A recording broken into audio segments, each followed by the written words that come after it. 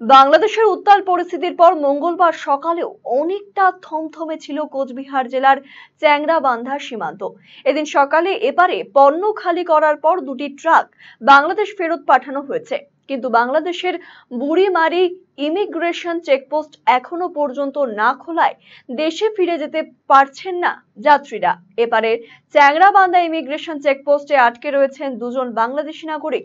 এলাকায় এসেছেন মেখলিগঞ্জ পুলিশের সিতাই অভিজিৎ সরকার ওসি মণিভূষণ সরকার। জানা গিয়েছে, পণ্য নিয়ে গিয়ে বাংলাদেশের বুড়িমারি স্থলবন্দরে আটকে রয়েছে 207টি ভারতীয় ট্রাক।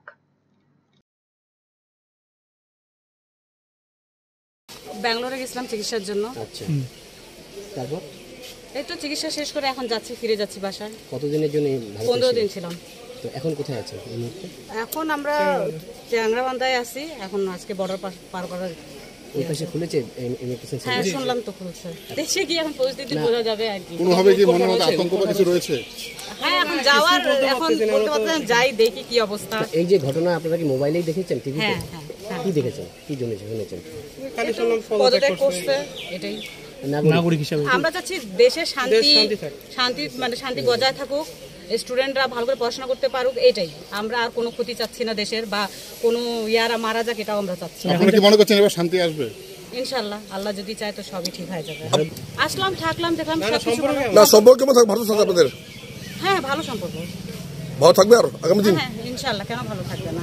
আগে ছিল ভালোই থাকবে। হ্যাঁ ভালো। আমি ব্যবসায়িক কাজে, তার পাশাপাশি একটু চিকিৎসা জন্য শিলিগুড়িতে গেছিলাম ডাক্তার দেখার জন্য। কবে ভারতে আসছিলেন? আমি গত বৃহস্পতিবার আসছি। তা যাইতে পারতেছেন না কেন বাংলাদেশে? এখন বাংলাদেশে চাইতে পারতেছি না বলতে, গতকালকে তো আপনারা ভালো করে জানেন, সবাই শুধু বাংলাদেশ ইন্ডিয়া নয় সারা পৃথিবী জানে কি কারণে যাওয়া হচ্ছে না।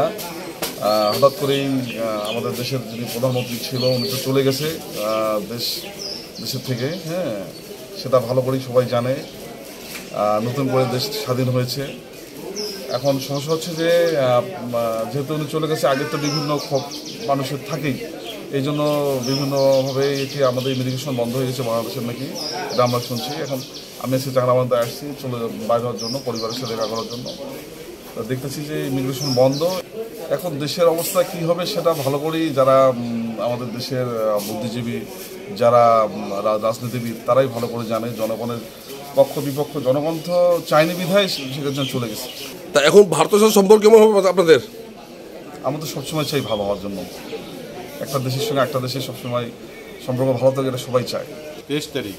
কি কারণে আসছে ইন্ডিয়াতে? আসছি মূলত ব্যবসায়িক একটা কারণ ছিল। আমি আমদানিকারকও বটে। হ্যাঁ, তার দেশের অস্থিরতা অবস্থায় ছিল, সেজন্যই আমি এখানে এসেছিলাম। তো এখন তো চ্যাংড়াবান্ধা আইসিপিতে বাংলাদেশে যেতে পারতেছেন না কেন? ও পাশে ইমিগ্রেশন পুলিশ এখনো বসে নাই, যার জন্য ইন্ডিয়ান ইমিগ্রেশন এখনো ক্লিয়ারেন্স দিচ্ছে না আমাদেরকে। তো বাংলাদেশের অবস্থা কেমন আছে? অবস্থা খুবই খারাপ ছিল, আস্তে আস্তে উত্তরণের দিকে চলে যাচ্ছে। ইনশাআল্লাহ আমরা আশা রাখি বাংলাদেশ বহুল প্রকৃত গণতান্ত্রিক ব্যবস্থায় আবার ফিরে যাচ্ছে। তো বর্তমানে যে আপনাদের প্রধানমন্ত্রী শেখ হাসিনা তো পদত্যাগ করে চলে গেলেন, এখন দেশের অবস্থা কি আছে? দেশের অবস্থা অবশ্যই ভালো হবে। উনি যে পদত্যাগ করে গেলেন, ওটা কি দেশের ক্ষতি হবে না ভালো হবে? অবশ্যই ভালো হবে।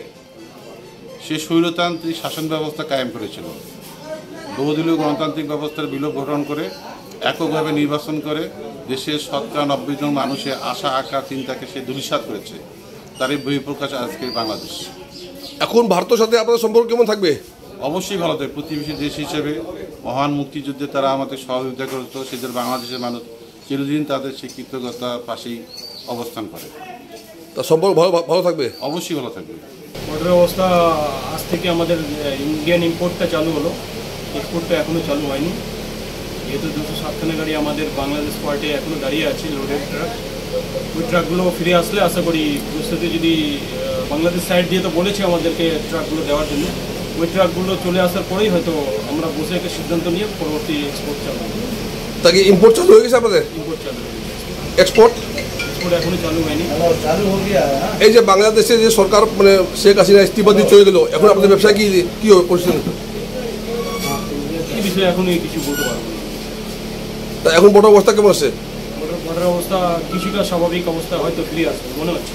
বাংলাদেশ কাস্টমসের প্রতিনিধিরা এসেছিলেন, ওনার সাথে কথা বলে যা মনে হলো, হয়তো আজকে না হলেও কালকে থেকে স্বাভাবিক অবস্থায় হয়তো ফিরে আসবে।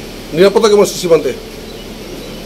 নিরাপত্তা আমাদের ইন্ডিয়ান সাইডে কোনো সমস্যা নেই, বাংলাদেশের ব্যাপারটা নিয়ে এখন কিছু বলা যাচ্ছে না। এটা আমাদের বুলেট মডেল আছে, স্ট্যান্ডার্ড ব্ল্যাক। এটা আমাদের 1901 থেকে শুরু হয়েছিল, রিলঞ্চিং হয়েছিল 1932 সালে। তারপর থেকে এখনও পর্যন্ত সেম সিস্টেমে আসছে। কিছু কিছু সিস্টেম আছে যেটা চেঞ্জ হয়েছে, অ্যানালগ মিটারের সাথে ডিজিটাল মিটারটা অ্যাড করা হয়েছে, চার্জিং ফাস্ট চার্জিং পয়েন্ট দেওয়া হয়েছে, ডুয়েল চ্যানেল ডিস রয়েছে।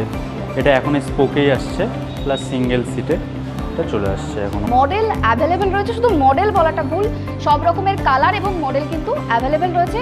তার জন্য অবশ্যই কিন্তু আপনাদেরকে আসতে হবে রায়গঞ্জের এই রয়্যাল এনফিল্ড শোরুমে।